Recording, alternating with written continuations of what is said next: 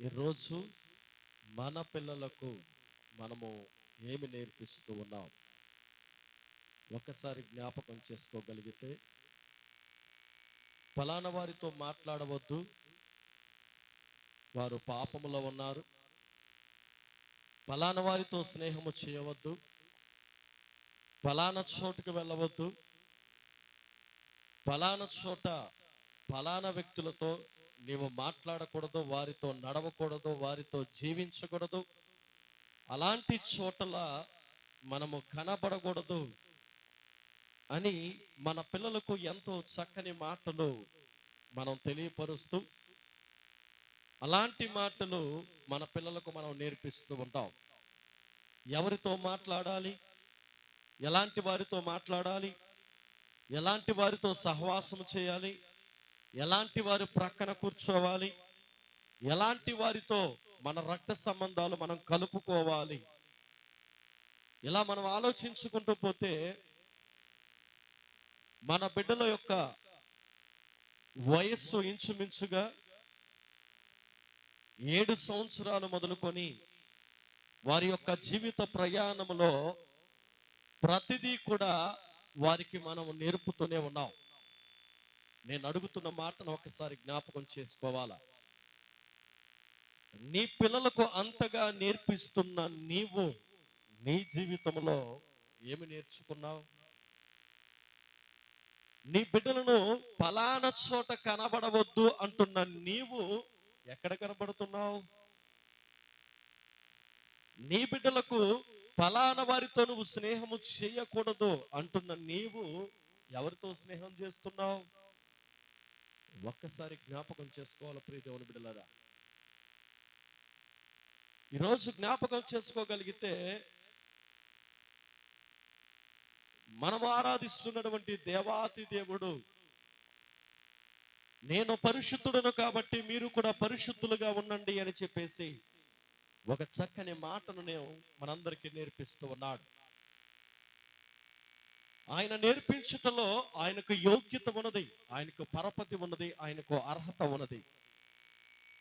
కానీ నీ వ్యక్తిగత జీవితంలో నీ బిడ్డలకు చెప్పగలిగే అర్హత నీకుందా? ఒక్కసారి జ్ఞాపకం చేసుకోవాలా. నీ బిడ్డలు నీ మాట వినాలి అని అంటే నీకు అర్హత ఉందా? నీ బిడ్డలు నువ్వు చెప్పినట్లు చేయాలి అని అంటే నీకు ఆ అర్హత ఉందా అని నేను అడుగుతూ ఉన్నాను. నువ్వెక్కడో మద్యం షాపుల దగ్గర లేదంటే లోకానుసారమైనటువంటి వ్యక్తులతోనో ఇదిగో కనబడగోరని చోట నువ్వు కనబడుతూ ఉంటే, నీవైతే పాపం చేయవచ్చు, నీవైతే తప్పిదము చేయవచ్చు, నీవైతే దేవుని మాటను వినకుండా నీ ఇష్టానుసారంగా జీవించవచ్చు. కానీ నీ పిల్లలకు మాత్రం నువ్వు చెప్పే మాటలు ఏంటంటే నీతి మాటలు అని వాక్యం మాట్లాడుతుంది ప్రియదేవుని బిడ్డలారా. నీతి మాటలట. మనము చేసేదేమో తప్పులు, కానీ మన పిల్లలు మంచిగా సక్రమమైన మార్గంలో వెళ్ళాలి, చక్కని వ్యక్తులతో సహవాసం చేయాలని ఆశపడుతూ ఉంటే మంచిదే. కానీ నేను అడుగుతున్న మాట, ఒక్కసారి నీ పిల్లలు మంచి వ్యక్తులతో స్నేహము చేస్తూ ఉంటే, మంచి ఉన్న చోట కనబడుతూ ఉంటే, అక్కడ ఉన్నటువంటి కొంతమంది వ్యక్తులు నీ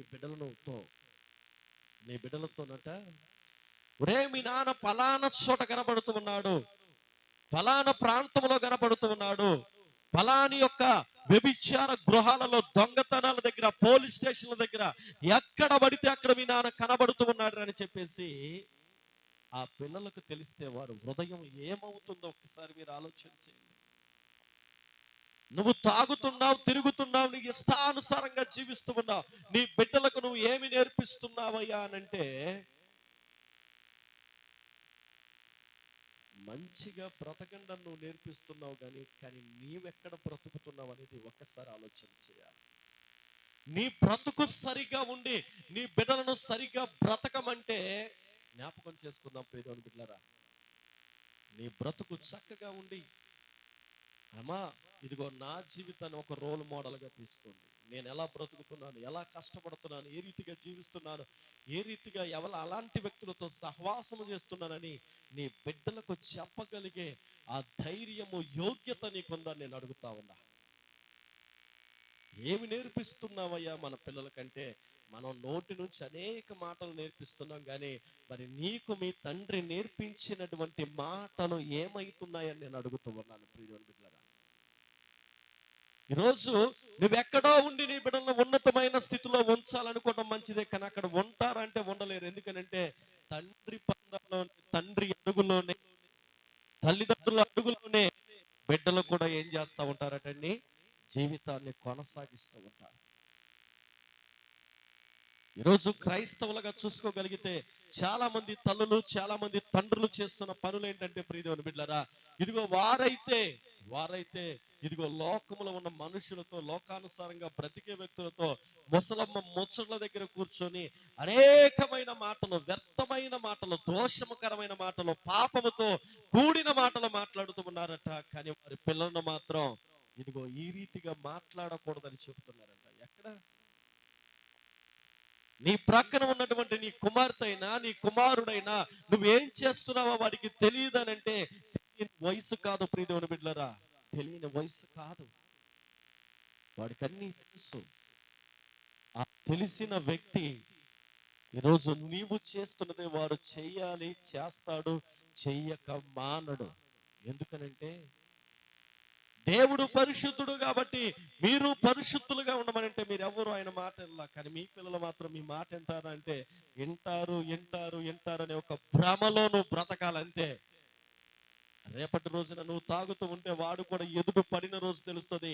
వాడును ఏ రీతిగా నేను వాడికి ఎలాంటి విషయాలు నేర్పించాను, ఏ రీతిగా నేర్పించాను, వాడెందుకు ఈ రీతిగా తయారయ్యాడు అని అంటే ప్రియమైన బిడ్డలారా, చెప్పేవాడులో ఉండాలి కదా పరిశుద్ధత, చెప్పేవాడిలో ఉండాలి కదా యోగ్యత, చెప్పేవాడిలో ఉండాలి కదా అర్హత. ఇదిగో నా తండ్రికి లేని అర్హత నాకెక్కడొస్తుంది? ఒక కుమారుడు అంటున్న మాట, నా తల్లి లోకములోను, పాపములోను, వ్యభిచారములోను, ఇదిగో సెల్ ఫోన్స్ లోను, యూట్యూబ్ లో, ఫేస్బుక్ లో, ఇన్స్టాగ్రామ్ లో విడిగా తన పోస్టులు పెడుతూ ఉంటే, అమ్మా నువ్వు ఇన్స్టాగ్రామ్లు చూడకూడదు, వాట్సాప్లు చూడకూడదు, ఫేస్బుక్లు చూడకూడదు, ఇదిగో దానిలో పాపం ఉంటుందని నువ్వు చెబుతూ ఉంటే నీకు యోగ్యత ఉందంటారా? ఈరోజు నీవు చేస్తున్నదే రేపొద్దున నీ బిడ్డలు కూడా చేస్తారనే ఒక విషయాన్ని నువ్వు జ్ఞాపకం చేసుకోవాలి.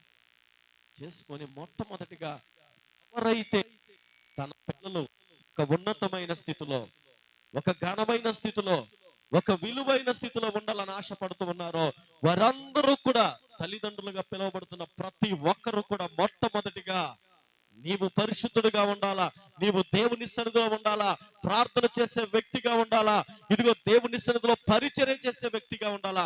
ఆ తర్వాత నీ బిడ్డలను కూడా అదే రీతిగా పెంచగలిగితే చెప్పనవసరం లేదు.